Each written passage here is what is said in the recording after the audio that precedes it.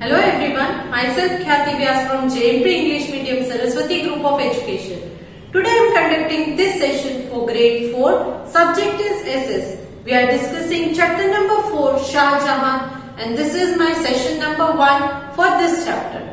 So kids, what did we learn in our previous chapters? पिछले के chapter में हमने क्या सीखा था? We learned regarding Emperor Akbar. We learned regarding Emperor Akbar. So, Emperor Akbar. Who was Emperor Akbar? And Shah Jahan, he is also one of the family members of Akbar. So, how is it possible? Akbar was son of Humayun. Humayun के बेटे थे अकबर के बेटे थे Jahangir and Jahangir के बेटे थे शाहजहां. हुमायूं के बेटे अकबर के बेटे जहांगीर के बेटे Shahjahan. So did you get the relation? Yes. So Humayun was great grandfather. Great grandfather was Akbar. Father was Jahangir, and then now it is Shah Jahan.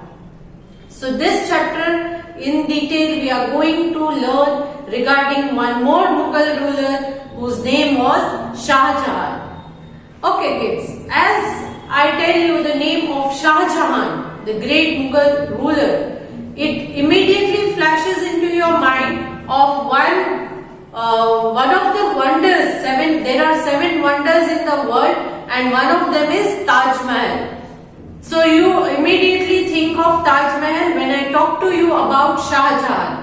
Why? Because Taj Mahal was built by Shah Jahan. Shah Jahan ने बनवाया था ताज महल अपनी wife Mumtaz Mahal की यादी में, in memory of his wife Mumtaz Mahal. So this chapter we will learn regarding Shah Jahan, who was a great Mughal ruler. Let's start. It is given in page number 290 in your textbook. Here, in the beginning of the chapter, they have given you a picture and they have asked you a question. I am one of the 7 wonders of the world. 7 wonders जो world के हैं, 7 अजूबे दुनिया में, उनमें से एक हूँ मैं. I was built in memory of Mumtaz Mahal. मैं मुमताज महल की याद में बनाया गया हूँ. On the banks of river Yamuna नदी के तट पर, किनारे. Who am I? तो मैं कौन हूँ? Answer is Taj Mahal. ये ताज महल की पिक्चर है. You can see the picture of Taj Mahal even in page number 291. The page alongside this page. इस पेज के बाजू वाले पेज में इसकी तस्वीर दी गई है, Taj Mahal. Okay? Now let's begin the chapter. Shah Jahan, the son of Jahangir, became the Mughal ruler in 1627 CE. Shah Jahan, ये एक मुगल रूलर थे, जहांगीर के बेटे थे. जहांगीर किसके बेटे थे? अकबर के. जहांगीर का और एक नाम, what is the name of Jahangir? Salim. So Shah Jahan was Jahangir's son, and he became the ruler in the year 1627 CE. He was good ruler and like Akbar wanted to expand his empire. He was a good ruler and wanted to expand, मतलब अपने empire को और बड़ा करना चाहते थे, अपने दादाजी यानी अकबर की तरह. He wanted to expand his empire. He tried to conquer Kandahar in the north but failed to do so. North में कंदाहार है, उसे conquer करने की try की थी, मगर he was not successful in that. See, I am sharing a map which is given in your textbook. यहाँ पर north में yellow color का दिया है, वो है Kandahar. So he wanted to expand his empire till Kandahar, but he was not successful. As most of North India was already a part of Mughal Empire, most of the North Indian parts were already under the Mughal rule. वो Mughal empire के अंडर ही आते थे।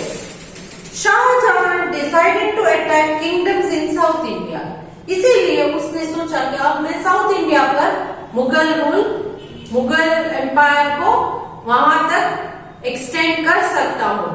North India was already covered by his ancestor, correct. Shahjahan के ancestors मतलब उनके जो पूर्वज थे, his father, his grandfather, they had already been conquered the northern parts of India. Northern parts of India को उन्होंने ऑलरेडी अपने एम्पायर में जोड़ लिया था। बट साउथ इंडिया में अब तक मुगल रूल नहीं आया था, मुगलों का राज्य नहीं आया था साउथ इंडिया में। नॉर्थ इंडिया में सारी जगहों पर इन लोगों का पहले से ही राज चल रहा था। इनके एंसेस्टर्स पहले से ही यहाँ पर अपना जो है किंगडम एस्टैब्लिश कर चुके थे। So now he decided to move to south India, क्योंकि अपना एम्पायर एक्सटेंड करने के लिए now he has to look for some new places which is not under his control till now. आज तक जो उनके कंट्रोल में नहीं था वो था south India.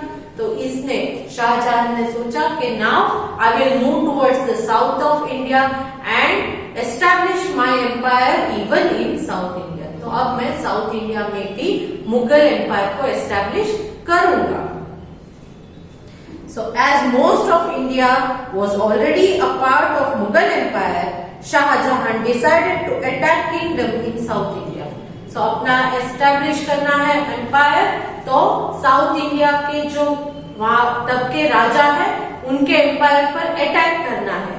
Then they have to fight the war, और war में अगर शाहजहां जीत जाते हैं तो वो kingdom, उस राजा का kingdom शाहजहां के अंडर आ जाएगा, करेक्ट। तो इसीलिए उन्होंने शाहजहां ने साउथ इंडिया के किंगडम्स पर अटैक करना स्टार्ट किया।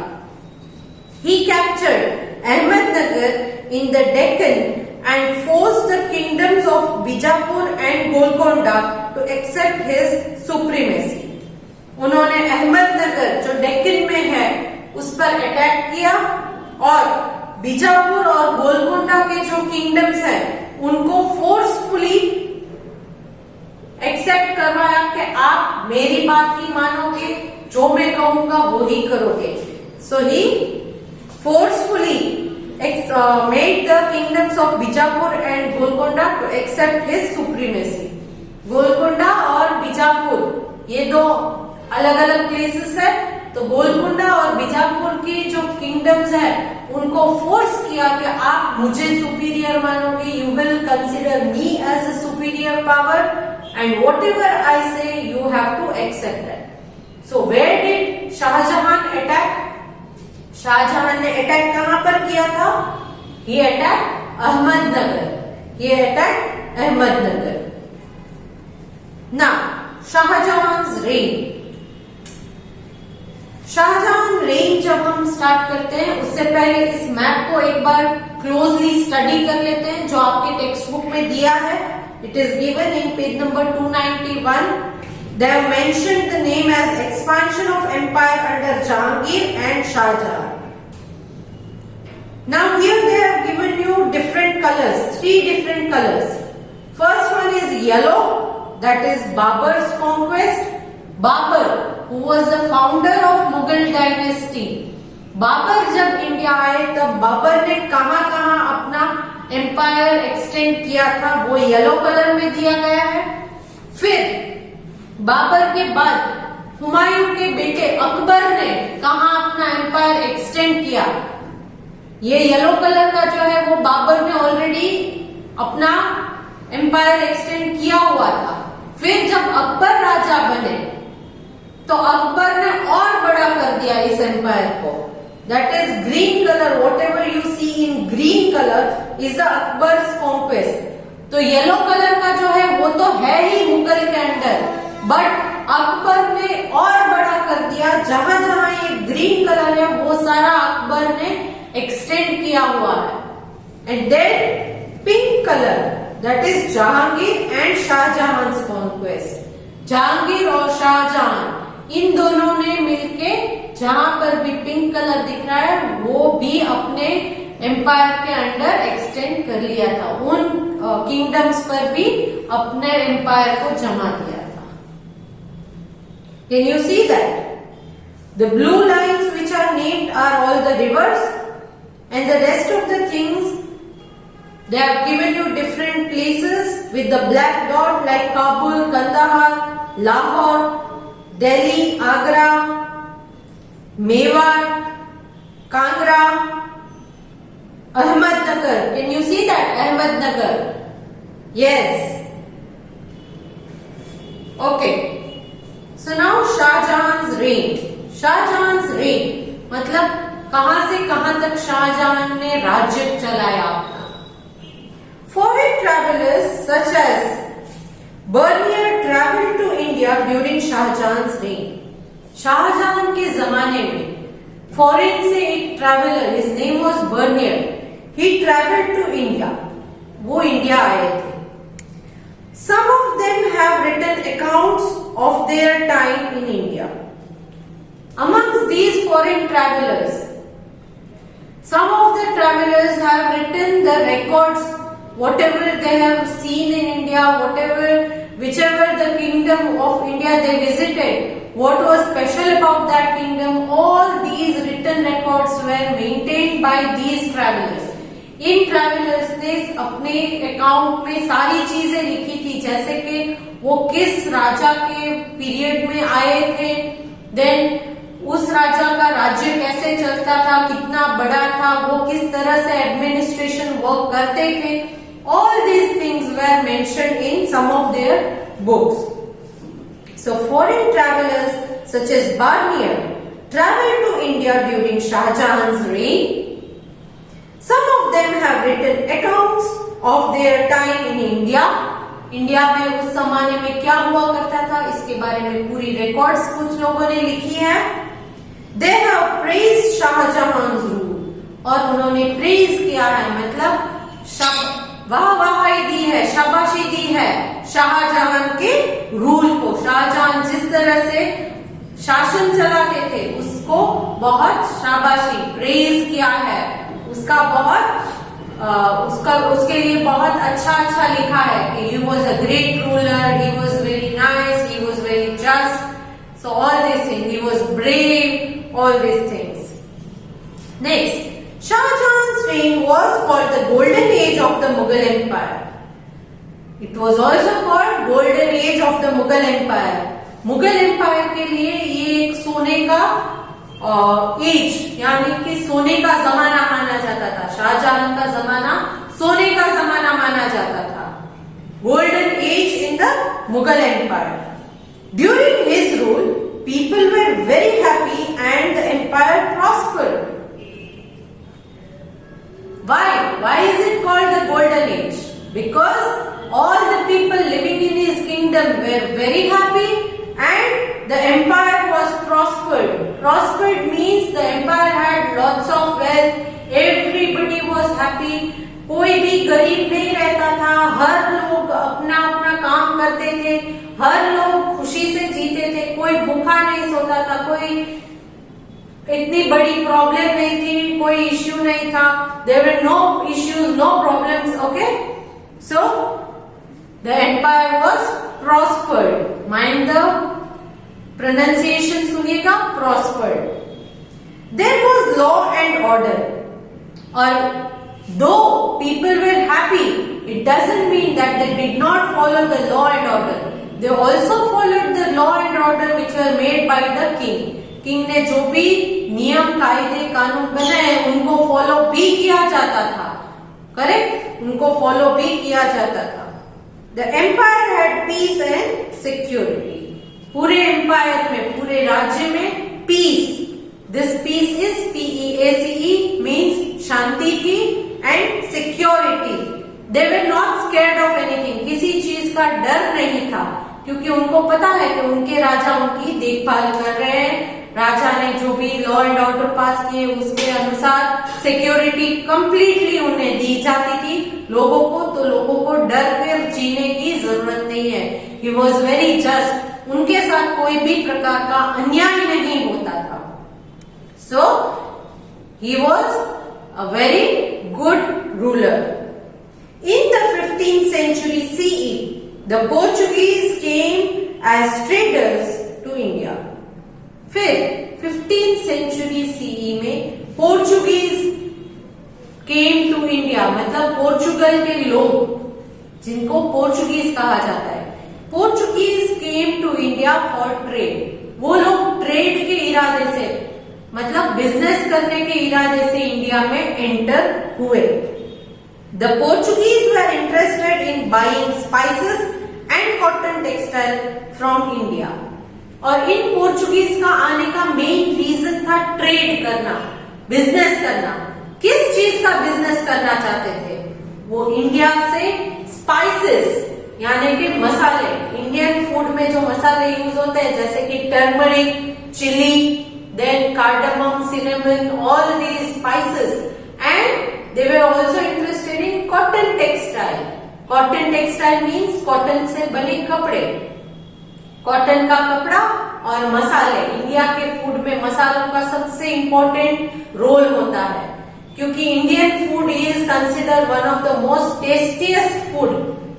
इसको एक मोस्ट टेस्टीएस्ट फूड भी माना जाता है इंडियन फूड को, क्योंकि हम जो मसाले यूज करते हैं वो नॉर्मली पूरे वर्ल्ड में कोई ज्यादा इतना मसाला यूज नहीं करता है। दैट इज डिफरेंट कि some spices are good for health, some are bad, but consumption of them in right amount, अगर सही अमाउंट में उनका कंजम्पशन किया जाए तो वो हेल्थ के लिए अच्छे होते हैं। फॉर एग्जाम्पल चिली पाउडर जो आप खाते हो, करेक्ट, वो अच्छा होता है, उससे हमारे फूड का टेस्ट बहुत अच्छा आता है। बट एक्स्ट्रा चिली पाउडर खाने से you might get stomach ulcers, acidity etcetera. बहुत ज्यादा तीखा खाने से एसिडिटी हो सकती है, स्टमक अल्सर्स हो सकते हैं, तो इस तरह की बीमारी भी होती है। तो राइट फ्रॉम द बिगिनिंग, बहुत पुराने जमाने से ही इंडिया के मसाले बहुत फेमस थे। So these Portuguese they came to India in 15th century CE. They came with the intention of trade, and what did they want to trade in? They wanted to trade in spices and cotton textile, मसाले and cotton textile, cotton के कपड़े। India में cotton का production बहुत ज्यादा है, so cotton textile, cotton का production ज्यादा होने की वजह से कॉटन के कपड़े भी बहुत ज्यादा बनते हैं। अहमदाबाद एंड कोयम्बतूर ये दो सबसे इंपॉर्टेंट सिटीज हैं फॉर कॉटन टेक्सटाइल इंडस्ट्रीज। यहाँ पर सबसे ज्यादा कॉटन टेक्सटाइल इंडस्ट्रीज है, Ahmedabad and Coimbatore. Coimbatore is in the south. So they also came to India for cotton textile. Later, other European traders such as French, the Dutch and the British also came to India for trade. फिर इन Portuguese लोगों को follow करते करते बाकी के foreign traders भी India आने लगे, जैसे कि फ्रेंच यानी फ्रांस वाले, Dutch, then British. Finally Britishers भी इंडिया ट्रेड के इरादे से, बिजनेस करने के इरादे से एंटर हुए। Next, it is regarding art and architecture under Shahjahan. Art and architecture, Shahjahan की जो जमाना था तब आर्ट एंड आर्किटेक्चर का क्या स्थान था? In which position did art and architecture have in the reign of Shahjahan? That we will discuss in the next session. उसके बारे में नेक्स्ट सेशन में हम डिस्कस करेंगे। आज के सेशन में हमने क्या सीखा? First thing, when did he become the ruler? He became the ruler in the year 1627 CE. Whose son was Shahjahan? Shahjahan was son of Jahangir. I told you. Humayun, Humayun के बेटे अकबर, अकबर के बेटे जहांगीर, जहांगीर के बेटे Shahjahan. So it is like that. So he was son of Jahangir. Then he wanted to conquer the South India and he wanted to expand his empire. South India पर अपना empire expand करना चाहते थे. So he अटैक कंदाहार पर attack किया था, but वो fail हो गए, वहां पर उनको सक्सेस नहीं मिली. He did not succeed in conquering Kandahar. Then he also attacked Ahmednagar and captured it. Ahmednagar पर अटैक किया, उस पर कैप्चर किया. Then he forced the Bijapur and Golconda kingdoms to accept his supremacy. Golconda और बीजापुर के kingdoms को forcefully अपनी supremacy को एक्सेप्ट करने के लिए बोला गया था. Sorry. Then in Shah Jahan's reign, many foreign travelers like Barnier had come to India. Some of them had written the records regarding the India and have praised Shah Jahan for his rule. Shah Jahan को as a ruler बहुत praise किया गया है. Then Shah Jahan's age was called the Golden Age for the Mughal Empire. It was known as Golden Age for the Mughal Empire. All the people were happy and the empire also prospered. लोग बहुत खुश थे, empire बहुत prosper कर रहा था, बहुत अच्छा चल रहा था. Then 15th century CE. In 15th century CE, Portuguese came to India for trading. Portuguese 15th century में इंडिया में ट्रेडिंग के लिए आए थे. किस चीज का trading? They wanted to trade in spices and cotton textile. Spices यानी मसाले, कॉटन टेक्सटाइल यानी कॉटन का कपड़ा.